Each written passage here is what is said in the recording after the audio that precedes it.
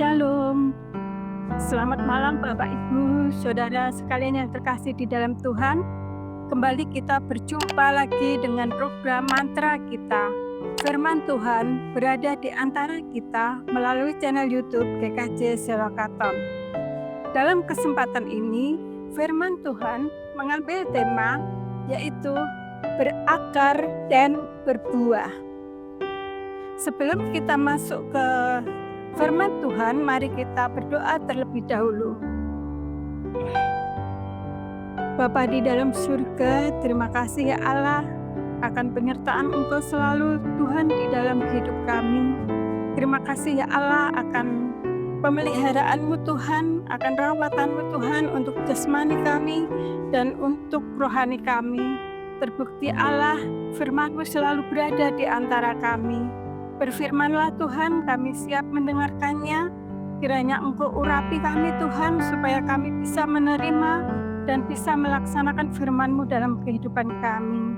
Bapa di dalam surga, kami mengakui banyak dosa dalam hidup kami. Pengampunan dari Engkau ya Allah kami minta. Hanya di dalam nama Tuhan Yesus Kristus kami berdoa. Amin. Bapak Ibu yang terkasih di dalam Tuhan, untuk mendasari mantra kita ambil dari Kolose 2 ayat yang 6 sampai dengan 7 dan disambung dengan Yohanes 15 ayat 5. Demikian firman Tuhan. Kamu telah menerima Kristus Yesus, Tuhan kita. Karena itu, hendaklah hidupmu tetap di dalam Dia. Hendaklah kamu berakar di dalam Dia dan dibangun di atas Dia. Hendaklah kamu bertambah teguh dalam iman yang telah diajarkan kepadamu, dan hendaklah hatimu melimpah dengan syukur. Disambung dengan Yohanes 15 ayat 5. Barang siapa tinggal di dalam aku, dan aku di dalam dia, ia berbuah banyak. Sebab di luar aku, kamu tidak dapat berbuat apa-apa. Yang berbahagia kita semua yang menerima firman Tuhan, mengimaninya dan melaksanakan di dalam kehidupan kita sehari-hari. Bapak, Ibu, serta saudara yang terkasih di dalam Tuhan, dari Kolose tadi ada satu kata yaitu berakar. Sedangkan di dalam Yohanes 15 ayat 5 tadi ada kata berbuah.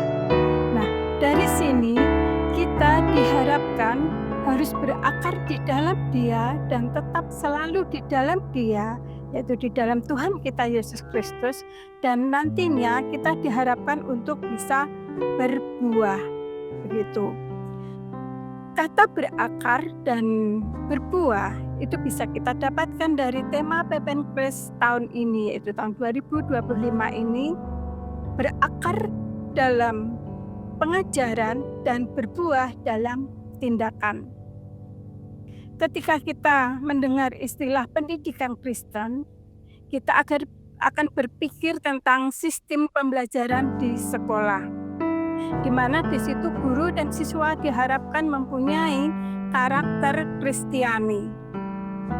Walaupun Bapak Ibu Saudara yang terkasih di dalam Tuhan, pendidikan Kristen itu didapat tidak hanya dari sekolah saja, tetapi malah yang pertama adalah di lingkungan keluarga.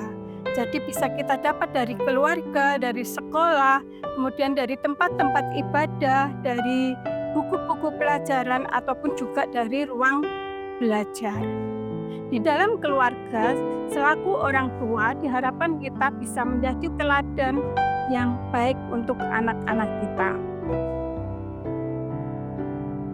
Anak-anak kita beri pendidikan itu supaya untuk mendapatkan hikmat. Dan hikmat yang sejati itu bersumber dari Tuhan. Nah, di sini untuk mendapatkan hikmat itu dimulai dengan sikap takut akan Tuhan. Seperti di Amsal 2 ayat 5, permulaan hikmat adalah takut akan Tuhan. Untuk mendapatkan hikmat, untuk kita bisa memperoleh hikmat, itu apa yang harus kita lakukan? Jadi di sini kita tidak hanya diam saja, tetapi kita harus aktif, yaitu mencari sungguh-sungguh tentang hikmat itu. Nah, caranya bagaimana? Yaitu caranya kita harus mengisi diri kita dengan firman Tuhan. Selain mengisi diri kita dengan firman Tuhan, kita harus berdoa dengan tekun. Itu yang pertama, yaitu mencari sungguh-sungguh firman Tuhan dan tekun dalam doa. Kemudian kita harus menaati firman Tuhan tersebut. Jikalau kita sudah mencari, sudah mendapatkan firman Tuhan, apa yang harus kita lakukan? Yaitu kita harus menaati firman Tuhan tersebut. Jadi di sini kita harus berbuah dalam tindakan. Seperti itu, dalam tindakan nyata. Nah, setelah kita mentaati firman Tuhan dan melakukannya dalam tindakan, itu memang benar-benar harus kita kembangkan. Kita kembangkan untuk menjadi karakter di dalam hidup kita. Jadi kita mempunyai karakter yang baik dan jujur, karakter Kristiani seperti itu. Nah, Bapak Ibu Saudara yang terkasih di dalam Tuhan, belajar adalah sebuah proses yang tidak pernah berhenti. Kita pernah mendengar belajar sepanjang hayat. Itu adalah belajar yang tidak pernah berhenti. Jadi belajar itu prosesnya terus-menerus dari anak-anak kecil, dari awal hingga sampai akhir nanti. Itu. Nah, tetapi di sini kalau kita belajar tentang firman Tuhan, itu kita membutuhkan suatu kerendahan hati. Yaitu kita harus mau dibimbing, kita harus mau dituntun oleh Tuhan. Jadi kita tidak mengeraskan hati kita, tetapi kita harus mau menerima bimbingan dari Tuhan tersebut. Itu belajar untuk firman Allah. Selain itu, Bapak Ibu yang terkasih di dalam Tuhan, kita juga harus percaya kepada kebenaran dalam Yesus, di mana yaitu di situ dikatakan, "Akulah jalan, kebenaran dan hidup." Kita harus percaya itu. Kembali ke takut akan Tuhan tadi. Di dalam Amsal 1 ayat 7, firman Tuhan demikian, takut akan Tuhan adalah awal dari pengetahuan. Nah, takut di sini berbeda dengan takut yang biasa kita rasakan.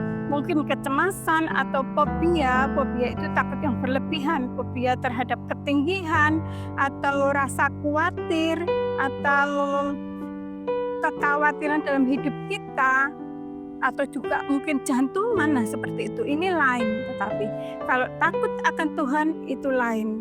Di mana takut akan Tuhan di sini kita harus ada sikap hormat terhadap Tuhan, karena kita mengakui bahwa Allah itu adalah Allah yang maha kuasa, Allah yang maha tinggi, Allah yang sangat-sangat luar biasa.